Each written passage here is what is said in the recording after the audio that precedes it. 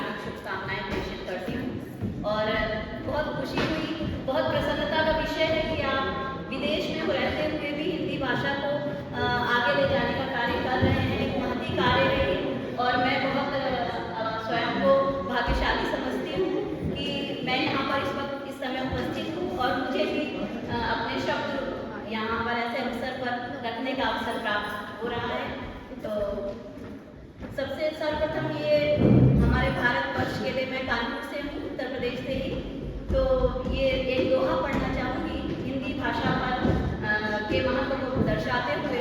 हालांकि यह मैंने वहाँ के लिए लिखा था क्योंकि यहाँ से ज़्यादा अंग्रेज हमारे भारतवर्ष में होते जा रहे हैं, तो यहाँ तो आवश्यक है अंग्रेजी का जानना, मगर वहाँ के लिए मैंने कहा था कि हिंदी भाषा छोड़कर अंग्रेजी पर जोर, हिंदी भाषा छोड़कर अंग्रेजी पर जोर, दुर्दिन है साहित्य के, हो कैसे फिर घोर।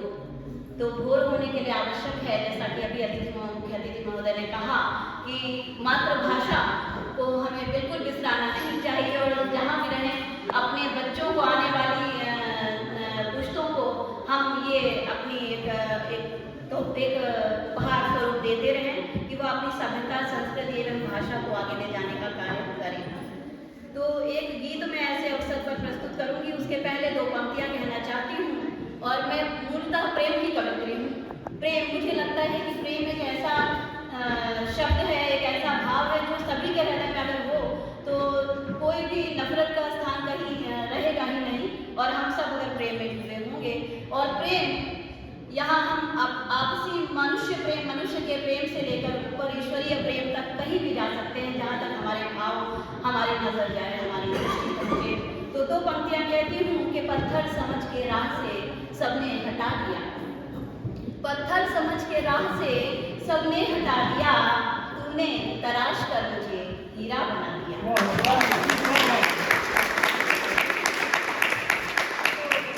तो मैं गीत पढ़ रही हूँ, वो भी ऊपर वाले के लिए ही प्रेम के भाव को व्यक्त करता है। आत्मा के परमात्मा तक पहुँचने में कितने कष्ट होते हैं, किन किन पड़ावों से होकर गुजरना पड़ता है, वो उसको मैंने इस गीत के माध्यम से कहने का प्रयास किया है। तो आप सभी का ध्यान चाहूँगी। प्रेम की राह पर चल पड़ी हो मगर, आत्मा को दिशा निर्देशित किया जा रहा है, डरवाया जा रहा है, दिग्भ्रमित किया जा रहा है। तब कहा जा रहा है कि प्रेम की राह पर चल पड़ी हो मगर, प्रेम की राह पर चल पड़ी हो मगर, छूट जाएगा आंगन अभी सोच लो, प्रेम की राह पर चल पड़ी हो मगर। पहला वर्ष प्रस्तुत करती हूँ। दूर से ही लुभाएगा छलिया तुम्हें, रेत पर वो दिखाएगा नदिया तुम्हें, अपने सपने वो आँखों को दे जाएगा, सारी सुध बुध तुम्हारी वो ले जाएगा, आस मिलने की हर पल बढ़ी जाएगी, जब चरम पर विरह वेदना आएगी, अब उसकी छवि के सिवा कुछ दिखेगा नहीं, उसकी छवि के सिवा कुछ दिखेगा नहीं, तब मिलेगा वो साजन अभी सोच लो, प्रेम की राह पर चल पड़ी हो मगर। और तब वो मिलता है कि कोई दूरी तुम्हें रोक पाए न जब, कोई बंधन तुम्हें टोक पाए न जब, तोड़ रिश्तों की बेड़ी निकल जाओ तुम, तोड़ पाँव डगमग करे तो संभल जाओ तुम, होम हो जाती है वर्जनाएं जहाँ, सत्य होती सभी कल्पनाएं वहाँ। अब सारिका कहते हैं उस नायिका चुपचाप एकांत में, तो वे उसके लिए कहते हैं कि पी से अभिसार का बन मिलो तुम मगर, पी से अभिसार का बन मिलो तुम मगर, पी से अभिसार का बन मिलो तुम मगर, शोर कर देना कंगन अभी सोच लो, प्रेम की राह पर चल पड़ी हो मगर। और क्या होता है इस राह पर?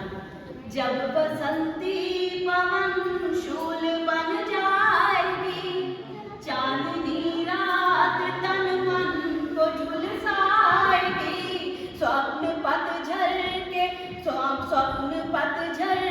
पत्तों से झर जाएंगे, पुष्प भावों के अलमास मुरझाएंगे, आस जीवित नहीं जब रहेगी कोई, अश्रु बनकर न सरिता बहेगी कोई, शुष्क पड़कर धरा से चटक जाओगी, शुष्क पड़कर धरा से चटक जाओगी, तब ही बरसेगा सावन अभी सोच लो, प्रेम की राह पर चल पड़ी हो मगर।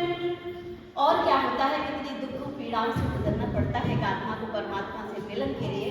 देखिएगा, घोर पीड़ा के अंगार होंगे जहाँ, दुख के सारे श्रृंगार होंगे जहाँ, साथ परछाई तक भी नहीं आएगी, श्वास प्रश्वास की धुन बिखर जाएगी, स्वप्न में चौंक कर जाग जाओगे तुम, चैन पल भर कहीं भी न पाओगे तुम, जब क्षुधा मरुथल सी दहकाएगी, जब क्षुधा मरुथल सी दहकाएगी, तब ही छूटेंगे बंधन अभी सोच लो, प्रेम की राह पर चल पड़ी हो मगर। और अंतिम बंद प्रस्तुत करके मैं अपना स्थान लूंगी।